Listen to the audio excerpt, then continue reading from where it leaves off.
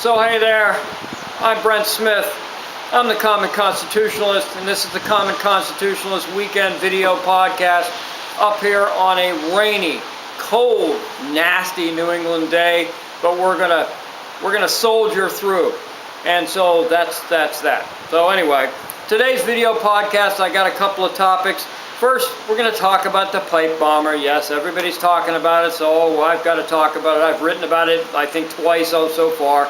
And second is an incident where I've succumbed to the MeToo movement. I'll explain that in the second segment. So that's what we're going to be discussing today on the Common Constitutionalist Weekend Video Podcast on a yucky, cold day, baby. Yeah.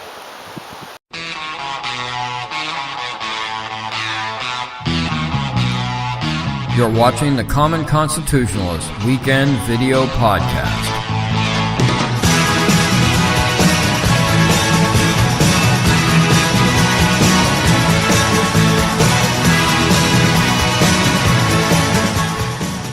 All right. Boy, is it crappy out here. What the heck was I thinking doing this thing outside? Oh well, I'm out here. Like I said, soldier through, baby. All right, so the inept pipe bomber, Cesar Sayoc.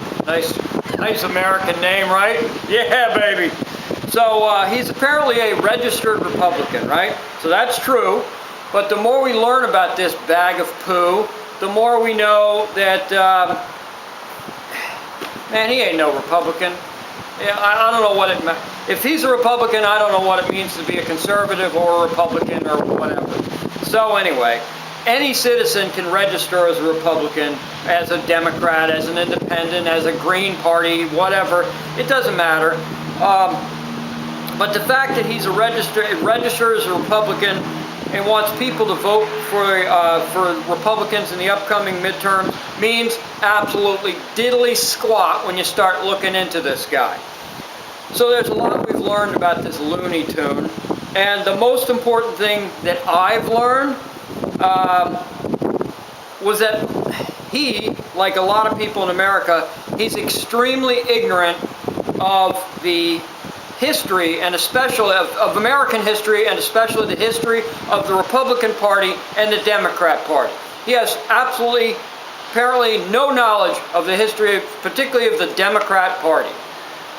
In other words, like a lot of other people, he knows absolutely jack, other than the mixed up propagandist history that has been written over the period of decades by leftist progressive Democrats. If that's where you get your history, this is who you may end up being, all right? If you happen to be stuck in a certain era of the Democrat Party, which apparently this jackweed is. And that's the funny part about this whole thing. Not funny, haha. The fact that the left wants to paint this guy as a Republican right-winger, and he's just so far from it, it's not even funny. Okay? So this is from Zero Hedge. This is where I got this article from that I'm going to be commenting on. According to Miami, and to dig this, according to Miami-Dade County Jail booking records, Sayoc, I don't know what the crap is freaking pronounced, nor do I care. A 56-year-old registered Republican was arrested in 2002 after phoning in a bomb threat to Florida Power and Light, telling him that if his power was shut off, he would blow them up worse than September 11, while also threatening an FPL, Florida Power and Light employee. All right, so hold it. According to Miami-Dade County Jail booking records, this guy was shown to be a registered Republican. In the booking records? How does that have any relevance to a bomb or to a bomb threat on a power company for somebody who's going to get their electricity turned off? How does that make any sense? That would be like the booking record saying Sayoc, a 56-year-old man whose favorite dessert is chocolate cake, threatened to blow up Florida Power and Light. How does that, I mean, it's the fact that he likes chocolate cake, if he does, has as much relevance as being a registered Republican. I think that somebody just added that. I don't think it's in the booking records at all. If it is, it's utterly irrelevant. Whatever. Okay, so back to the article. Quote, I bet if I threatened to blow up your office, you'd turn them back on quickly, the lights, I guess, or electricity. Sayoc was quoted as saying by his then attorney, Ronald S. Lowy, who told CNN that his client had no intention of making good on the threat. Gee, shocking, but the attorney said this to the client is innocent, I tell you. Sayoc was sentenced to 1 year of probation, quote, and allowed to continue his life, unquote, according to Lowy. So, of course, he didn't have any intention of blowing up the building. He had no knowledge to blow up the building, at least according to his bomb-making prowess these days. Maybe he was better back in 2002. I don't know. But these days, he couldn't blow up squat, judging by the way he made those the bombs that ended up in the Democrat headquarters and wherever the crap they ended up. All these other Democrats, all right? So, here we go, back to the article again. Records show a total of 8 arrests, including... It sounds exactly like a Republican, I'm telling you, man. Records show a total of 8 arrests, including on suspicion of grand theft, fraud, drug possession, battery, and probation violation. He pleaded guilty in 2014 to stealing copper pipes from a Hollywood, Florida.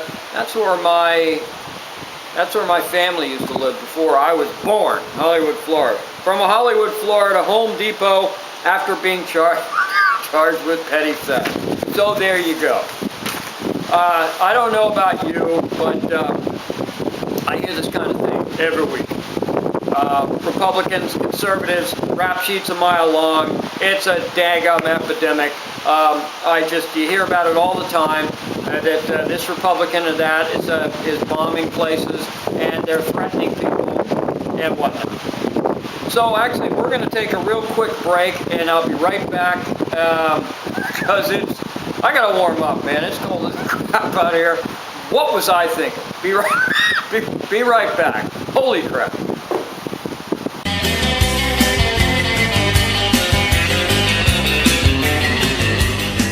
You're watching the Common Constitutionalist video podcast.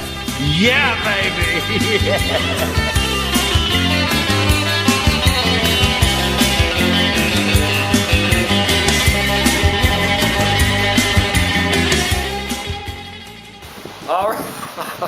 All right, I'm back, and I'd like to say I've warmed up, but I haven't. It's still cold as crap. It's windy and rainy. It's what the heck was I thinking? Okay, so anyway, Mr. Sayoc was also evidently kicked out of his parents' house and was living in a van down by the river. No, was living in his sticker-covered van. And so, speaking of his sticker-covered van, he worked for a pizza delivery place as a driver for a while, relatively recently. And the restaurant manager, she described the now infamous stickers that are pasted all over his van. Quote, it was, I don't mean to make light of this. This is a tragic situation, but this is it's so ridiculous. All right. Quote, it was puppets with their heads cut off, mannequins with their heads cut off. Now listen, Ku Klux Klan, a black person being hung, anti-gay symbols, torchings, bombings, you name it, it was all over his truck, said Gregorian. She's the restaurant manager, I suppose, the pizza restaurant manager, who added that Sayoc disturbed his co-workers with racist comments and text. There you go. Unquote. Sorry. All right, so this is what I mean about history. This guy, clear as a bell, bought into the Democrat revisionist version of history that most of the millennials and whatnot, and even older, frankly, I mean, he's 56 years old. He should get this, but apparently he doesn't, because maybe he didn't pay any attention at school when he was little, but he's paying attention now. Virtually everything that she described came from the Democrat Party and the radical left. The Klan, every honest person, if you look back in the history of the Klan, and you're honest about it, you'll know that the Klan were the enforcers for racist Democrats in the South. That's the way they came about. They were the thugs, the enforcers for the racist Democrat Party in the South.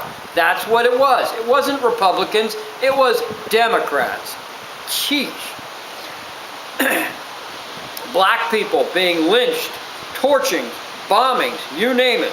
All Democrats. Let's see, does the name Bill Ayers and Bernadine Dorn ring a bell? Obama's buddies? Do they ring a bell? Does the Weather Underground ring a bell? Radical leftist Weather Underground? Does that ring a bell to you? Gee, were they Republicans? No, they were radical leftist Democrats, friends of Obama. Bombings, torchings, you name it. Bill Ayers, Bernadine Dorn. These guys weren't Republicans. Give me a freaking break.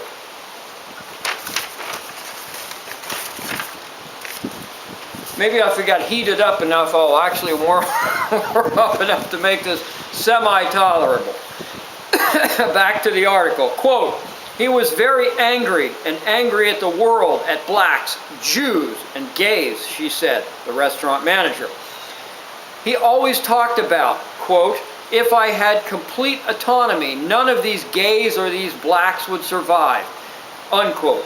He never said he would kill them or murder them or bomb them. He just said that, quote, if I had complete autonomy, these gays, these blacks, these Jews would not survive. He was very, very strange. Really? What gave you that idea? Holy crap on a cracker, baby. All right, so listen to what he says in his texts and whatnot. This guy, it reads like a resume for a radical leftist thug. Not a person of the right, not a Republican, a leftist thug. Honest assessment would conclude that we on the right couldn't care less if somebody was gay or straight. What we object to is the constant ramrodding, the pushing of the agenda, the in-your-face gayness and transgender whatnot. That's what we object to. We don't care if you're a homosexual or heterosexual or, well, I don't care what you are. It doesn't make any difference. But I'm heterosexual. Keep it in the bedroom like I do. You don't have to wear it on your sleeve, okay? That's not your identity. Duh. Okay, and as far as now the Jews and Israel, give me a frickin' break on the Jews and Israel. Who are the enemies of Israel? Who are the enemies of the Jews and Israel? Is it the right? Is it the Republicans? Hell no, it's not. It's leftist radicals. It's the Democrat Party. The Democrat Party who aligns itself with Iran, makes deals with Iran. The Democrat Party who aligns itself with the radical Palestinians, the Hamas, Hezbollah, those people. Everything that's wrong with the world and the Middle East is all Israel and the Jews' fault. Where does that come from? Does that come from us? Does that come from Republicans and the right? Of course not. It comes from the left. So when this guy says, let's see, if I had complete autonomy, the gays, the blacks, and the Jews would not survive, who the crap does that sound like? It sure crap. It doesn't sound like Trump. It doesn't sound like me. And it doesn't sound like any other conservative Republican I've ever heard. This is ridiculous. Absolutely ridiculous. But again, like I said, this guy has bought into the revisionist, propagandist history that the left has written over the period of decades. Okay, so back to the article. Woo! Everything's heated except my hands are freaking freezing. Whatever. Nice editorial comment. Who gives a rat's? Okay. According to Sky News, that's part of this Zero Hedge article, quote, Sayoc also posted, also posted a number of images urging people to vote Republican, including one which stated, had enough? Vote Republican, alongside with an image of an American bald eagle, unquote. So there you go. This guy has been utterly brainwashed, and it hasn't been utterly brainwashed by the right. It seems that he's watched CNN and MSNBC, and he's read leftist websites a lot more than he's read me or Glenn Beck or Rush Limbaugh or Mark Levin or Ben Shapiro or Andrew Klavan or any number of these places, conservative websites and conservative online TV and whatever. He obviously hasn't viewed that, because this isn't what we believe. None of this crap is what we believe. But again, like I said, he's ignorantly bought into the leftist lie that this is what the right is, when in fact it's the exact opposite. Sheesh. So when you look at just recent history, since Trump's been elected, Trump and the Republicans have done more for Israel and the Jews than any other administration before. Look at the embassy. Everything that they've done for Israel, backed Israel 100,000%, if that's even possible, which it's not, and has slapped down the Palestinians and Hamas at every turning if they're able to, or when they're able to.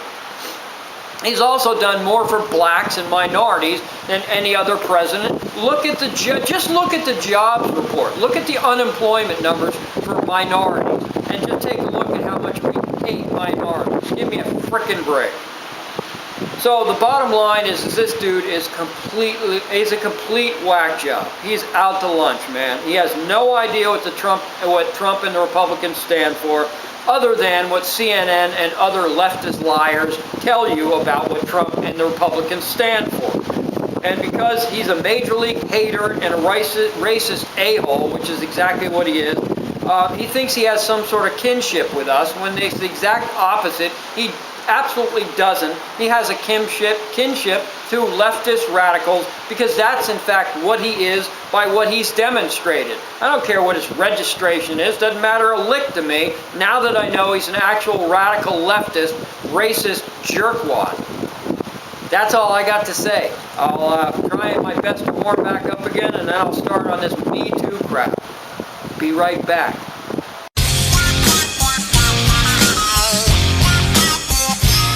You're watching the Common Constitutionalist video podcast. Yeah, baby!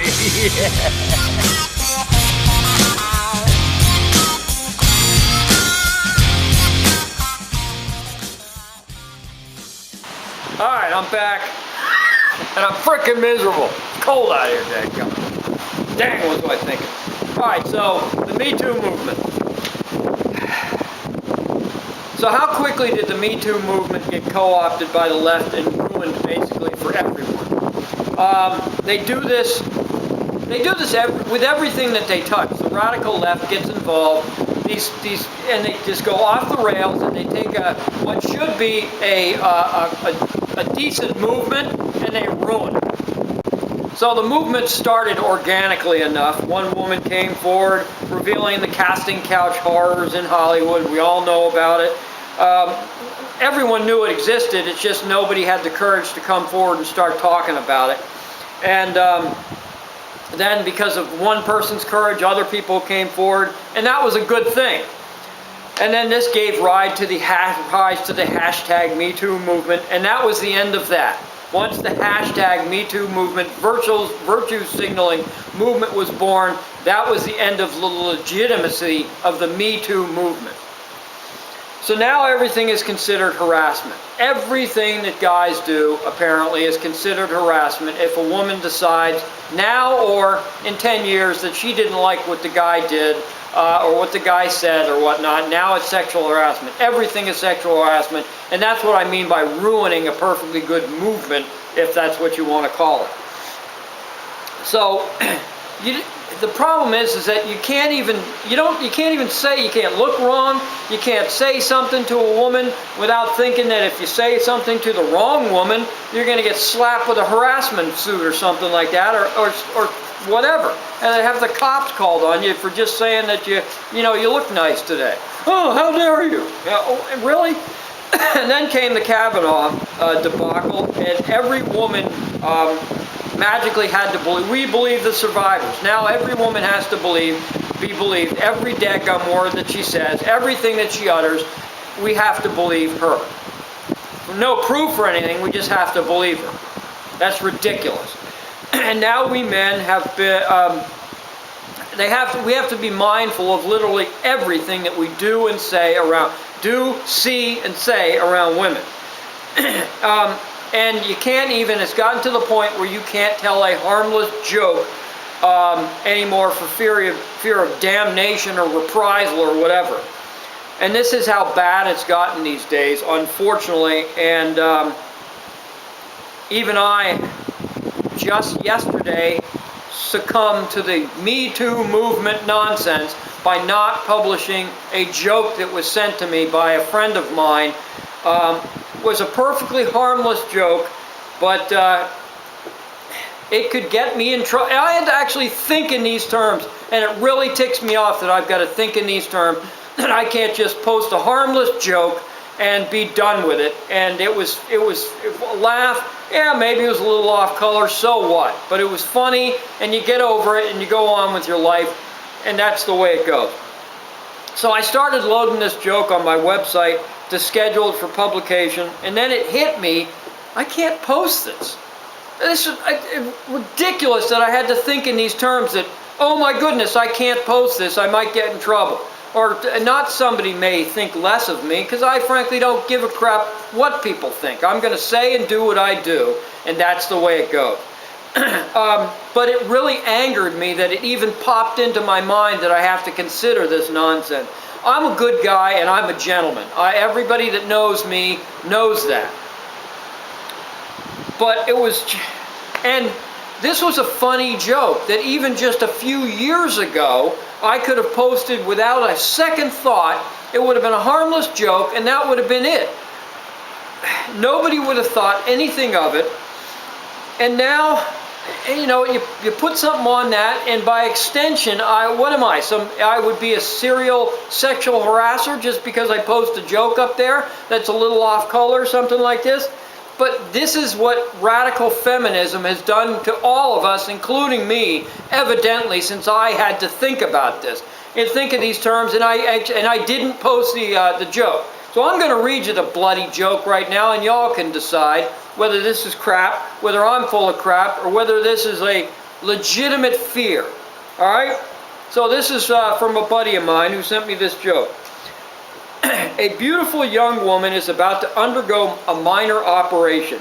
She's laid on a hospital trolley bed with nothing more on except a sheet over her. Okay, so she's naked and she has a sheet over her on a trolley bed. The nurse pushes the trolley down the hall towards the operating room, where she leaves the woman on the trolley outside while she goes in to check whether everything is ready. A young man wearing a white coat approaches, lifts the sheet up, and starts examining her naked body. He puts the sheet back and then walks and talks to another man in a white coat. The second man comes over, lifts the sheet, and does the same examination. When a third man does the same thing but more closely, she grows impatient and says, "All these examinations are fine and appreciated, but when are you going to start the operation?" And here's the punchline. The man in the white coat shrugs his shoulders and says, "I have no idea. We're just painting the hallway." Okay? So, harmless joke. Yeah, it's a little sexist. So what? Whoop-de-doo. I got a chuckle out of it, and then it hit me. This is sexual harassment. I can't post this. This is a bloody frickin' shame that I can't put this silly joke up because of this dadgum Me Too movement. This isn't who I am. I would never think of doing something like this, nor would any other normal, red-blooded American male. We wouldn't think of doing this kind of crap. That's ridiculous. That's what makes it a joke. Okay? It's not based on anything real. It's a joke. Okay? But the problem is that that's the sad state of affairs in our society these days, that we, including me, have to think about this kind of crap, and I can't post this joke because of fear of reprisal. That's ridiculous. I should just post the daggum joke. I'm not going to, because I don't want the hassle. And that's a shame. It's a bloody daggum shame. So this is Brent Smith. I'm the Common Constitutionalist, signing off. Man, if I had known, I would have stayed indoors, because it's freaking cold outside. I'm done. See ya.